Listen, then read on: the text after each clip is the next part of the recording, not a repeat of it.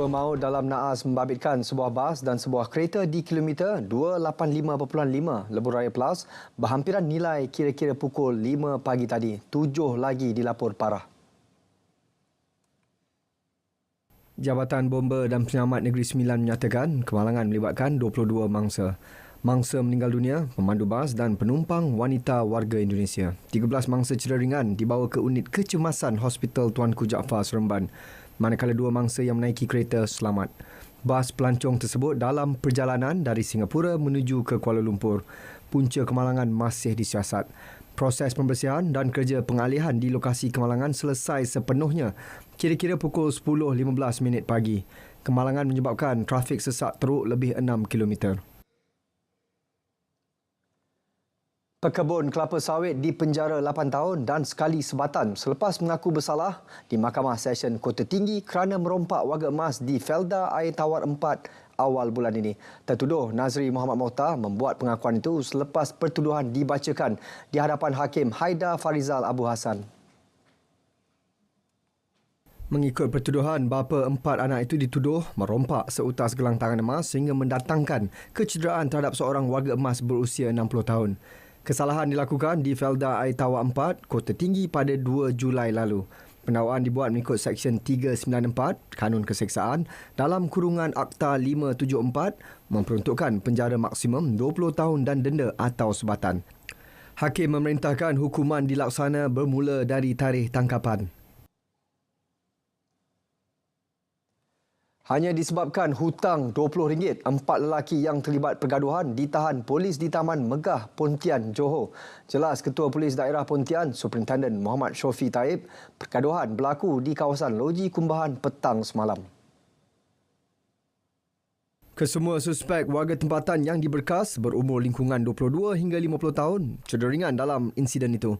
Turut dirampas sebatang paip yang digunakan dalam pergaduhan. Kes disiasat mengikut Seksyen 148 Kanun Keseksaan. Kongres Kesatuan Pekerja Perkhidmatan Awam QPEX menyambut baik syur penelitian semula skim gaji perkhidmatan awam yang diumumkan Perdana Menteri Datuk Seri Anwar Ibrahim baru-baru ini. Menurut Timbalan Presiden 2 QPEX, Azman Shah Abdul Rahman, pertimbangan itu wajar dibuat selepas mengambil kira skim sedia ada gaji penjawat awam ketika ini. Dan kita sangat-sangat menyokong dan mengalu-alukan cadangan dan daripada Yang Amat Berhormat itu supaya dia adakan satu pasukan untuk mengkaji semula sistem itu, dan kita juga berharap supaya pihak kita juga dilibatkan bersama dengan pasukan berkenaan. Tambahnya, QPEX juga mencadangkan 8 penambahbaikan skim gaji untuk penjawat awam. Antara yang dicadangkan dalam kajian skim baru itu, kenaikan gaji tahunan KGT ditambah baik kepada RM180 setahun, kenaikan pangkat kumpulan pelaksana berasaskan tempoh perkhidmatan daripada 13 tahun kepada 10 tahun dan 8 tahun bagi kenaikan kali kedua. Syur penelitian semula skim gaji perkhidmatan awam itu dibuat selepas mempertimbangkan tiada kenaikan diberikan bagi suatu jangka masa yang agak lama.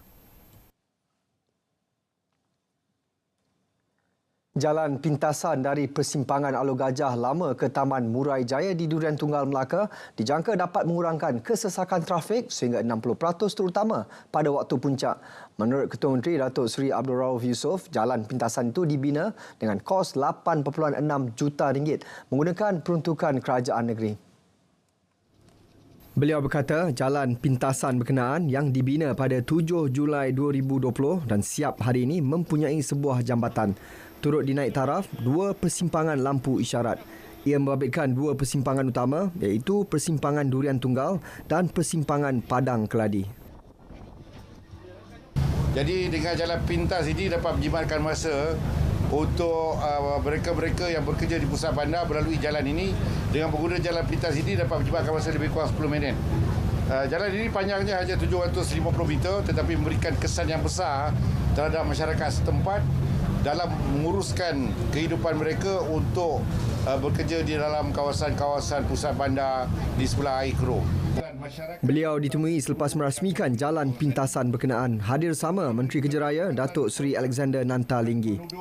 Dalam pada itu katanya, kerajaan negeri sedang bekerjasama dengan Jabatan Kerja Raya JKR Melaka bagi melaksanakan kajian kesesakan membabitkan lebuh Alur Gajah Melaka Tengah Jasin, lebuh AMJ dan lebuh Sungai Udang, paya rumput, air keruh, lebuh SPA bagi menyuraikan trafik.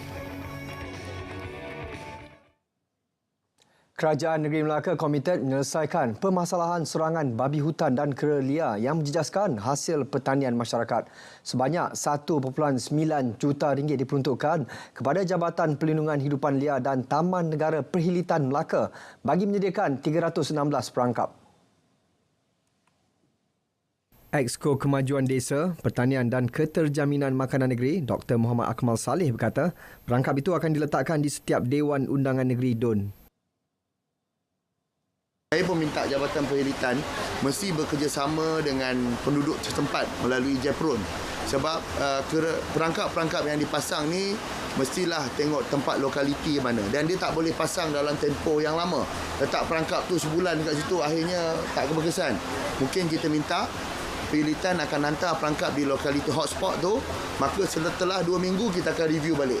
Mungkin hasil tangkapan tu dah berkurangan, maka ia perlulah dialihkan ke tempat-tempat yang lain. Setakat ini, Perhilitan menerima lebih 1,500 aduan berkaitan gangguan haiwan liar itu dengan laporan tertinggi di kawasan daerah Alur Gajah. Beliau berkata demikian kepada pemberita selepas merasmikan Majlis Penyerahan Perangkap Hidupan Liar bagi Program Basmi Musuh Tanaman Kerajaan Negeri Melaka di Pusat Pendidikan Biodiversiti Tanjung Tuan, Melaka. Peminat bola sepak tempatan di media sosial mendesak FAM dan MFL mengenakan hukuman lebih berat terhadap Johor Darul Takzim JDT susulan isu menyalakan suar di stadium. Desakan hukuman denda pemotongan mata dan bermain tanpa kehadiran penonton susulan tindakan segelintir penyokong Harimau Selatan yang membakar suar di dalam Stadium Sultan Ibrahim Iskandar Puteri pada aksi Liga Super menentang Negeri Sembilan Sabtu lalu. Peminat menyifatkan tindakan itu sebagai tidak menghormati MFL selaku badan pentadbir Liga Malaysia dan mencabar FAM sebagai badan induk bola sepak negara. Tindakan menyalakan suar itu berlaku kira-kira 48 jam selepas FAM mengenakan denda RM120,000 terhadap JDT Khamis lalu susulan penyokongnya membuat kesalahan berkenaan pada 3 perlawanan Liga Malaysia di Stadium Sultan Ibrahim musim ini. Menyalakan suar melanggar peraturan penganjuran perlawanan dan bertentangan dengan artikel 70.1 Kod Tata Tertib FAM.